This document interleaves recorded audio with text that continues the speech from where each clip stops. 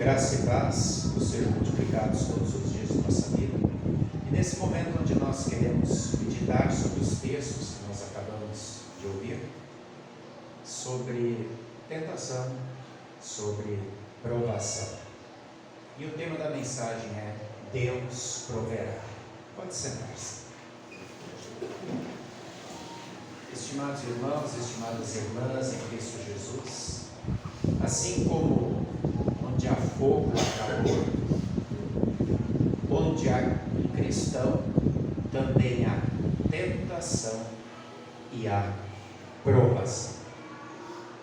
Os textos que nós acabamos de ouvir, que nós acabamos de acompanhar, trataram disso.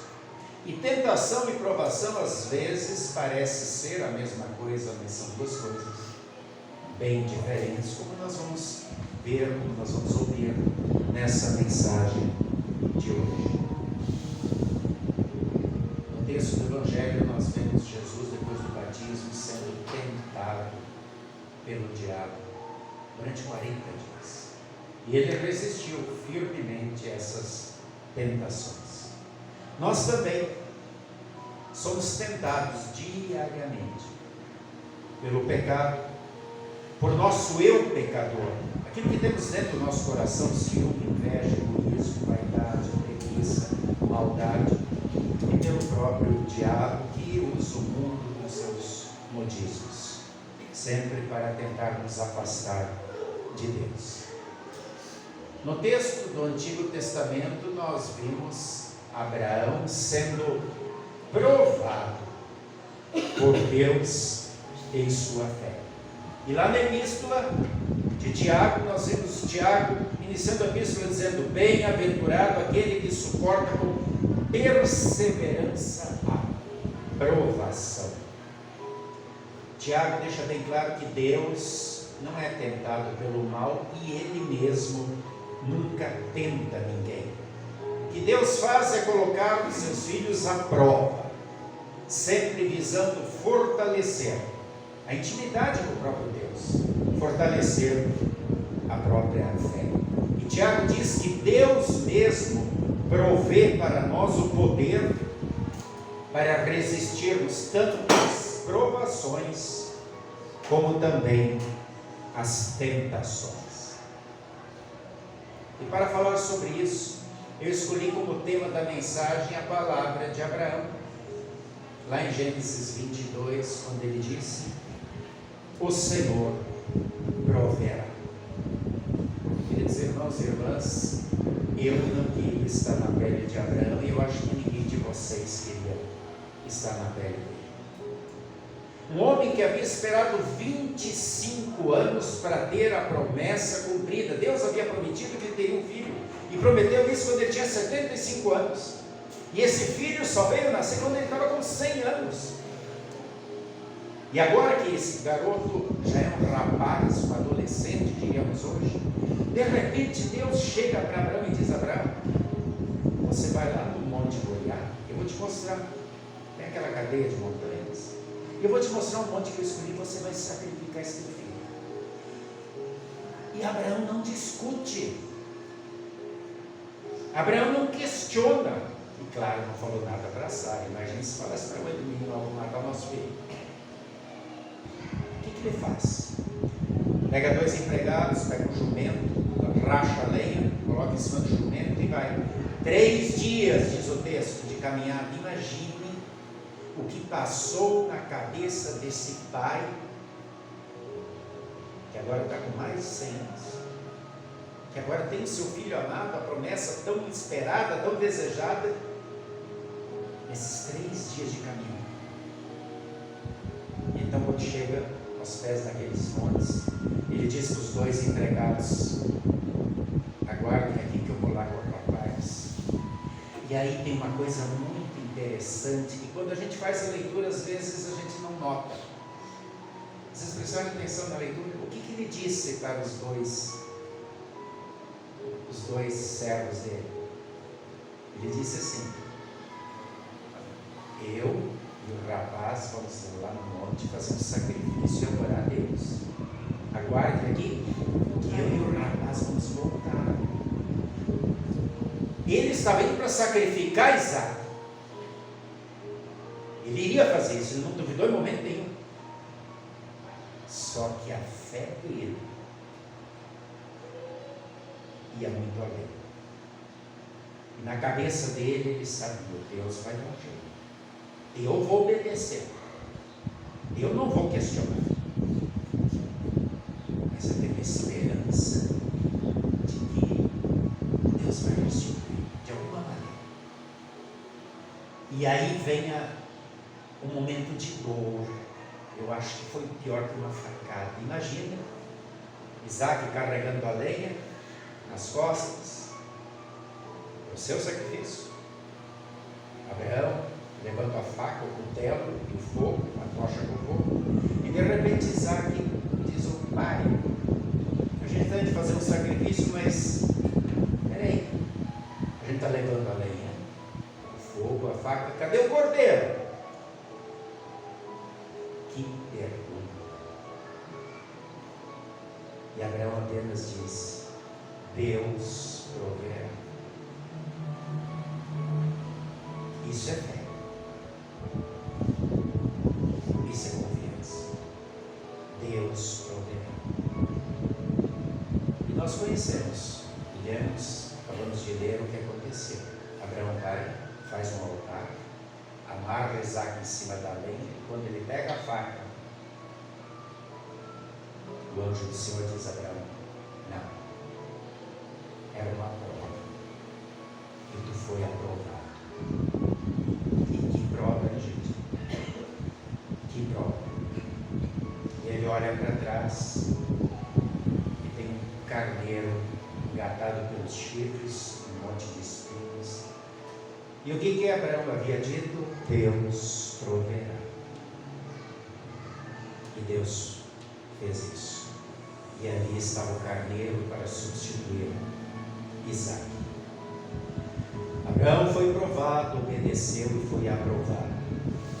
E nós, diante das provas e diante das inúmeras tentações pelas quais nós passamos diariamente, como é que nós nos saímos? Será que nós somos aprovados? Nós corremos vários riscos. Primeiro, nós sempre somos tentados quando erramos, quando deslizamos, tanto na prova como na tentação. Somos tentados a colocar a culpa no próprio Deus. Foi Deus quem quis. Quer dizer, eu passo no sinal vermelho com o carro, bato o carro, não foi Deus quem quis. Ou eu estou embriagado, bato o carro, não foi Deus quem quis, não é assim. Sempre a gente dá um jeitinho, não. Essa é a primeira grande tentação, grande risco. O segundo é a gente querer resistir sozinho às tentações. Não, comigo ninguém pode, eu sou cara, eu estou preparado. E aí a gente quer com a nossa própria força resistir tanto à tentação como à aprovação, e de repente nos afundamos mais e mais nos problemas, e mais facilmente caímos nas tentações. Ficamos com ansiedade, ficamos frustrados, ficamos deprimidos e não sabemos muitas vezes o que fazer porque fomos orgulhosos e arrogantes. Eu, como pastor, fico muito preocupado. Muitas vezes eu ligo para alguém. Hoje em dia é difícil a gente marcar visitas, mas quando eu vejo que alguém passa um tempo, segundo um mês, 2 meses, e às vezes eu ligo, e eu já escutei isso, não foi uma nem 2 vezes. A pessoa do outro lado diz assim: não, pastor, não se preocupa comigo não, porque eu estou bem, estou firme na fé. Não está.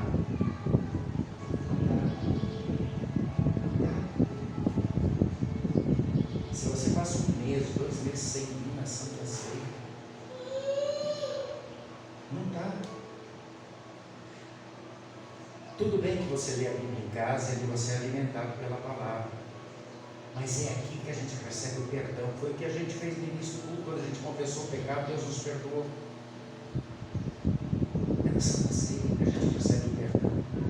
E se eu não vou no culto durante 1 mês ou 2 meses, eu não estou precisando de perdão. Será que eu não cometo pecado? Eu faço pecado todo dia. Talvez não cometa numa ação, num dia, mas eu tenho raiva, tenho ciúme, tenho inveja, eu sou egoísta, tenho maldade. Tudo isso é pecado. E para isso eu preciso de perdão. E se eu preciso de perdão, eu preciso estar aqui. Então, quando eu digo, eu estou tranquilo na frente, não preciso da igreja, alguma coisa está muito errada. E Deus está me chamando e dizendo: vinde a mim, todos que estáis cansados e sobrecarregados, e eu vos aliviarei. Então, esse é outro risco que nós corremos: orgulho, arrogância.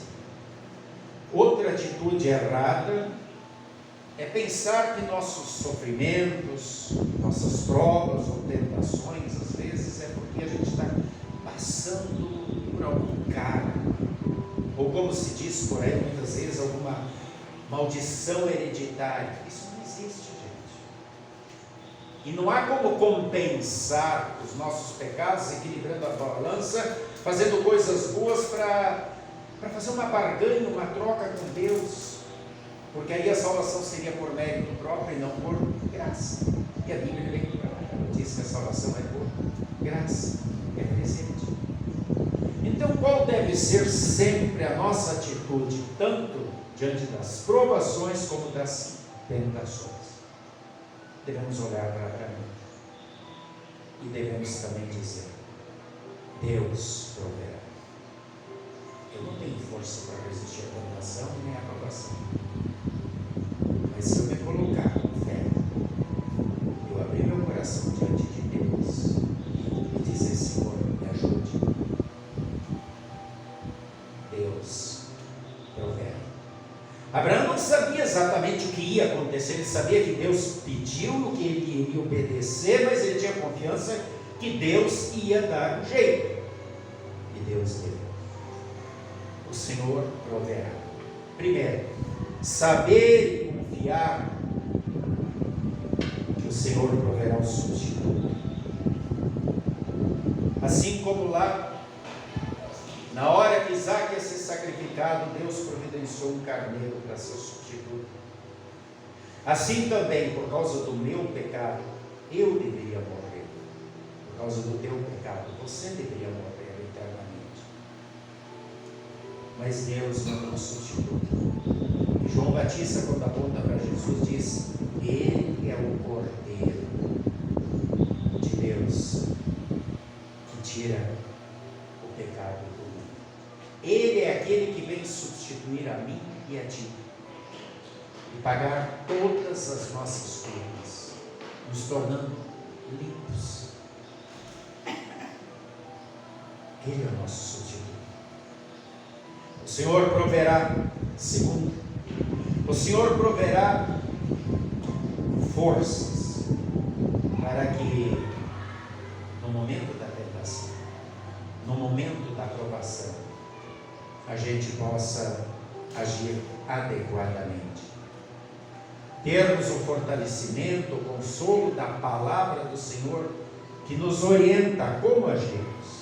Jesus, quando foi tentado 3 vezes, ele usou sempre a mesma resposta: está escrito. E para que eu saiba o que está escrito, é preciso que eu leia, que eu estude a palavra. E é através da palavra que Deus me fortalece. E que Deus diz assim: eu sempre estou contigo, eu nunca te abandono. E às vezes o diabo tenta a gente dizendo: ei, tu está sozinho, tu é um Zé Ninguém, tu é muito gordo, tu é muito magro, tu é muito feio, tu é muito baixo, tu é muito alto, tu é muito velho, tu é muito novo, ninguém te aceita, tu não te enquadra na moda. Querido irmão, querida irmã, Deus não está preocupado com nada disso, Deus está preocupado contigo. Portanto, agarre-se à palavra de Deus que diz: eu jamais te deixarei, porque eu escrevi o teu nome na palma da minha mão. E tu é muito importante para mim, não interessa o que os outros digam. E quando você confiar nisso, você vai resistir a essas tentações e vai cada vez mais estar unido a Deus, porque Deus vai te fortalecer. Em 1 Coríntios capítulo 10, 13, o apóstolo Paulo diz: não sobreveio a vocês nenhuma tentação que não fosse humana, Mas Deus é fiel e não permitirá que vocês sejam tentados além do que vocês podem suportar. Pelo contrário, juntamente com a tentação, proverá livramento para que vocês a possam suportar. E aí, é preciso a gente sempre de novo ter humildade e fazer como os discípulos fizeram várias vezes. Quando viram que o problema parecia sério demais, o que os discípulos diziam para Jesus? Senhor, aumenta a minha fé. E essa oração devia estar nos nossos lábios, no nosso coração todos os dias. Senhor, aumenta a minha fé. Porque tem momentos em que não é fácil. Porque tem momentos em que vem a tentação e também vem a provação. E isso aconteceu, sabe com quem? De forma bem clara na Bíblia, com Jó. Lembra? O diabo chega e pede autorização para Deus para tentar. E ele faz isso de forma violenta. Todos os bens de Jó são roubados, são levados. A casa onde os filhos estavam numa festa caiu, morreram os filhos todos.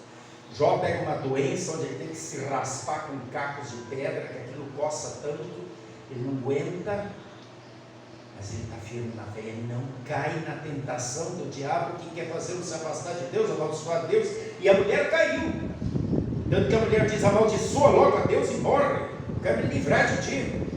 O que Jó diz? Eu vim nu ao mundo, é no que eu vou voltar, eu não trouxe nada, eu vou levar. Tudo que eu tenho, tudo que eu tinha, era presente de Deus. Ele deu, ele tomou. Bendito seja o nome do Senhor. Isso sim é resistir à tentação. E ele ficou firme e não vacilou. Só que depois veio a provação. E aí Jó vacilou. Quando veio os 3 amigos. Quando vem os 3 amigos e começa a dizer, ô Jó, a gente tem essa mania, né? A gente sempre sabe melhor o que acontece na vida do outro do que ele. Muito fácil a gente saber onde o outro era, né? E os 3 amigos choram, isso tudo está te acontecendo porque tu tem algum pecado escondido. Tu fez alguma coisinha que está errada, tu não está confessando, e aí é a aprovação. E Jó cai. Jó começa a dizer, não, eu sou um homem justo, eu nunca pego. Eu sou um homem sério, correto. E aí ele sobe no orgulho. Na hora da aprovação, Jó vacila. E aí Deus fala. A partir do capítulo 38, através de um redemoinho, Deus diz, tu é bom mesmo? Tu é o cara? Então tá. Onde é que tu estava quando eu fiz o mundo? E aí, Jó, me fala aí. Onde é que tu estava quando eu criei todas as estrelas e dei nome para cada uma delas? Não é o cara, Jó? Onde é que tu estava quando eu disse para o mar, até aqui tu vem, daqui tu não passa? Onde é que tu estava quando eu dei nome a todos os animais, aonde eu estabeleci a ordem migratória deles? Me fala aí, já que tu é um sábio, cara. E aí Jó senta e diz, eu falei como foi, me perdoa. Me perdoa. E aí Deus diz, está tudo bem, está tudo bem. Passou pelas tentações, eu estou aqui contigo. Está pedindo ajuda, estou aqui, eu não te abandonei. Cada coisa no seu lugar. Viram como é difícil? Isso acontece com a gente, às vezes, diante do momento de desemprego. Ou eu vou fazer um curso que eu queria tanto passar numa prova e não passo, e eu reclamo com Deus, e pô, eu não mereço isso, eu sou uma pessoa boa. Mas Deus lá na frente sabe que talvez ali não era o meu lugar. E a gente precisa pedir paciência. Principalmente no momento de enfermidade, onde Deus quer mostrar que a gente não é tão forte. A gente precisa dele. E aí é o momento em que Ele quer nos fortalecer, porque Ele quer que a gente abra o coração e diga, Senhor, me ajude, me fortalece, me ampare. Nesse momento de provação, tentações e provações sempre estarão nos acompanhando nessa vida. O Senhor proverá. Que nós tenhamos essa fé, essa confiança, sempre. Entregue todas as suas preocupações, dúvidas, angústias, todos os dias a Deus em oração e busque orientação através do estudo da palavra, onde Ele fala, onde Ele te orienta. Busque força na Santa Ceia, perdão dos pecados. E a mesma promessa que Deus fez a Abraão: eu sempre vou estar contigo e vou fazer com que tu sejas uma bênção onde tu for. Essa promessa Ele também vai fazer para você. Tiago diz: toda boa dádiva e todo dom perfeito vem lá do alto, descendo do Pai das luzes, em quem não pode existir variação ou sombra de mudança, pois, segundo o seu querer, Ele nos gerou pela palavra da verdade, para que fôssemos como suas primícias. Tiago 17, 18. Por isso, temos sempre a certeza, Deus promete, se nós ficarmos fiéis a Ele. E que saibamos sempre que existe uma grande diferença entre tentação e provação. Tentação é onde o diabo atua. Provação é onde Deus atua. Tentação tem como objetivo a prática do pecado, dos 10 mandamentos, para nos afastar de Deus.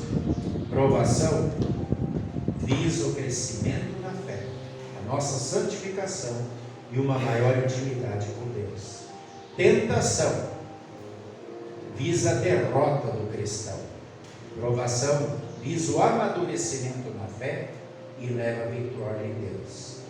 Tentação é escolhida pelos desejos da carne. Provação é vivida pela fé. Tentação leva a um sentimento de independência de Deus, esfriamento da fé e afasta dele, criando dúvida e descrença. Provação aperfeiçoa a fé, me dá certeza de que sou filho amado de Deus e faz eu querer sempre estar presente e atuando na obra do Senhor, sabendo que nunca estou sozinho.